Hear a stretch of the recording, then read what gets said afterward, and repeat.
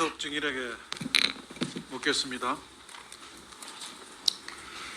이 사건 수사외압 사건의 실체는 해병 임성근 사단장의 구명 로비에 노란한 용산 게이트라고 생각합니다.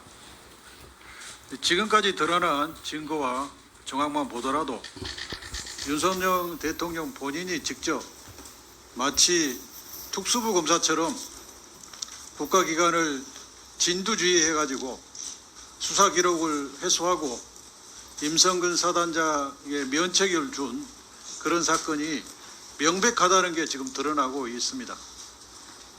거기에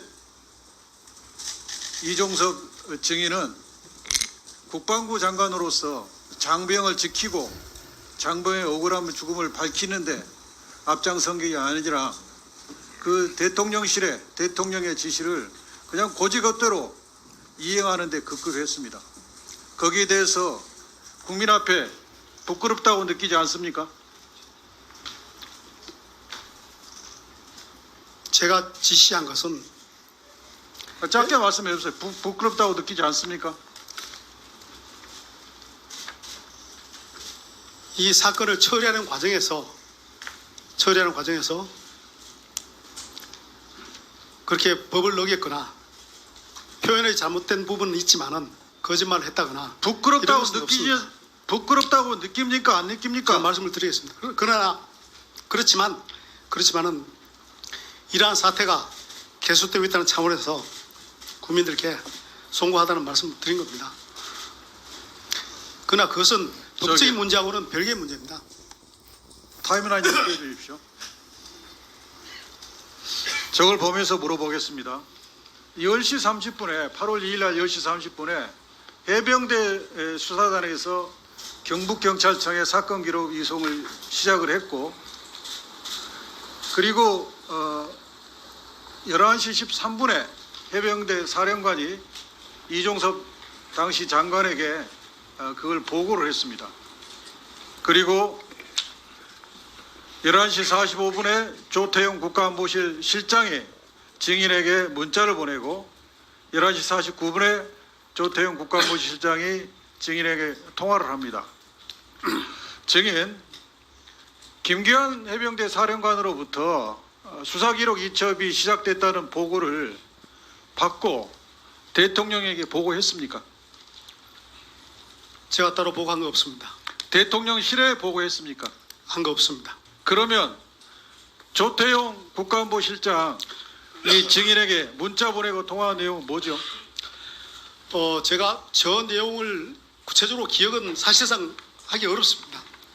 기억은 잘 안 나고, 그러나 말씀드릴 수 있는 것은 해병대 사령관으로부터 보고를 받고 그 이후에 후속되는 장관의 지시, 이것은 장관이 판단하고 국방부 검찰단장과 그리고 해병대 사령관과 대화에서 결정된 겁니다. 네, 보고하지 않았다는 거죠? 예, 그렇습니다. 보고한 거 다음 없습니다. 화면 좀 띄워주세요. 자, 이 화면을 보면 용산의 대통령실이 이 기록 회수에 매우 적극적으로 움직였다는 사실을 알 수 있습니다. 12시 7분에 윤석열 대통령이 개인의 휴대전화로 증인에게 첫 번째 통화를 하는데 4분 5초간 통화를 합니다.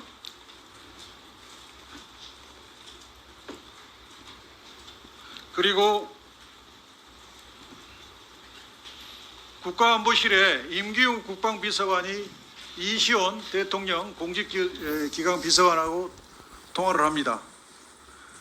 또 임기훈 국방비서관이 두 번째로 이시온 공직기강 비서관하고 통화를 하고 또다시 한 번 더 통화를 합니다.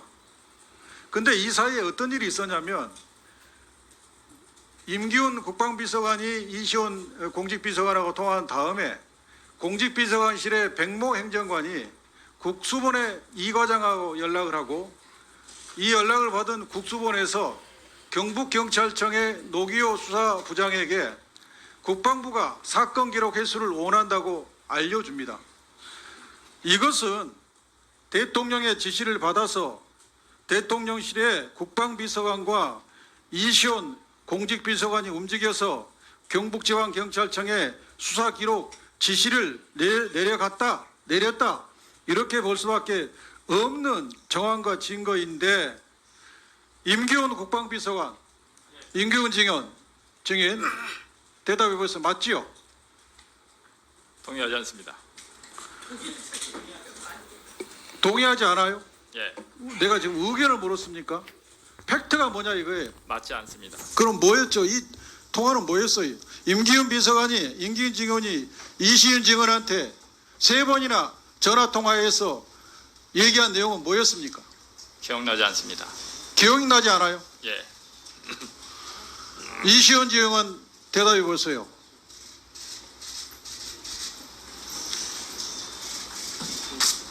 저는 지금 그 특검법안의 수사 대상이 되는 사안과 관련해서 이미 고발이 되어서 현재 공수처가 한창 수사 중에 있습니다. 대답을 사전 못하겠다. 고려할 때, 네, 의원님의 질의에 답변드리지 못함을 양해해 주시기 바랍니다.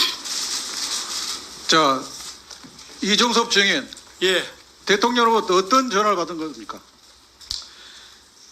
국방부 장관과 대통령 간의 대화 내용을 일일이 밝히는 것은 적절하지 않다고 생각하고요. 이 화면과 관련해서 제가 말씀드릴 수 있는 것은 제가 국방부 검찰단장에게 이런 행위가 해당되는 자, 대통령하고 통화한 내용을 밝힐 수 없으니까 됐습니다. 그 자, 전에 이수용 증인한테 묻겠습니다. 그 공직비서관실에서 국수본에 지시를 할 수 있는 지시권을 가지고 있습니까?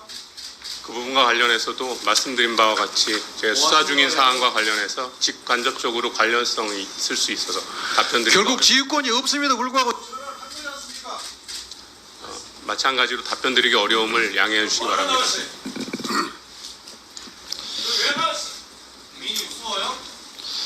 자,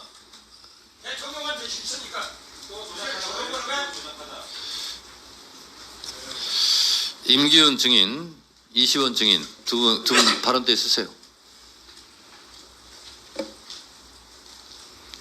자, 국민들께서 청문회 그러면 항상 증인석의 답변이 기억나지 않습니다. 수사 중이므로 말씀드릴 수 없습니다. 라는 것에 실증이 나 있어요. 임기훈 증인, 예, 아라비아 숫자를 물어보는 겁니다. 본인 의견을 물어보니까. 팩트를 물어보는 거예요. 거기에 감정과 의견과 주장이 끼어들 수 없습니다. 예를 들면 이렇게 통화 몇 회 했느냐, 몇 회가 맞느냐 동의하지 않습니다. 이런 답변이 어디 있어요? 본인 핸드폰을 가지고 있어요? 가지고 있습니다. 본인 핸드폰 맞아요? 맞습니다. 왜 맞습니다 답변합니까? 본인 핸드폰 맞아요 그러면 동의하지 않습니다. 이렇게 답변해야지. 그런 불성실한 답변 태도 국회를 모독하는 거예요. 이시원 증인, 제가 모두 발언에 분명히 경고하고 지적했죠. 수사상 말씀드릴 수 없습니다는 말을 하지 마시라고.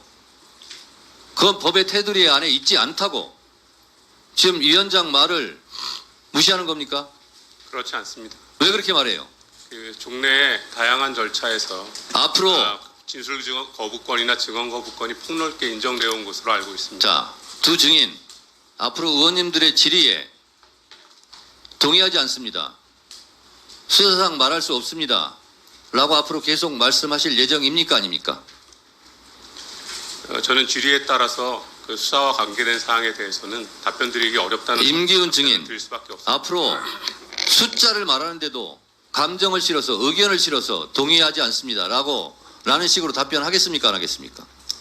질의에 따라서 판단하겠습니다.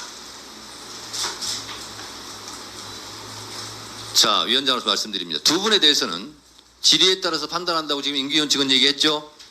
예, 답변에 따라 위원장이 퇴거 명령을 하도록 하겠습니다. 주의하시기 바랍니다. 그냥 집으로 가라 그러면 본인들 좋은 일이기 때문에 10분, 20분, 30분 단위로 퇴거 명령을 할 테니 밖에 나가서 성찰하고 오시라는 뜻에서 퇴거 명령을 하겠다는 겁니다.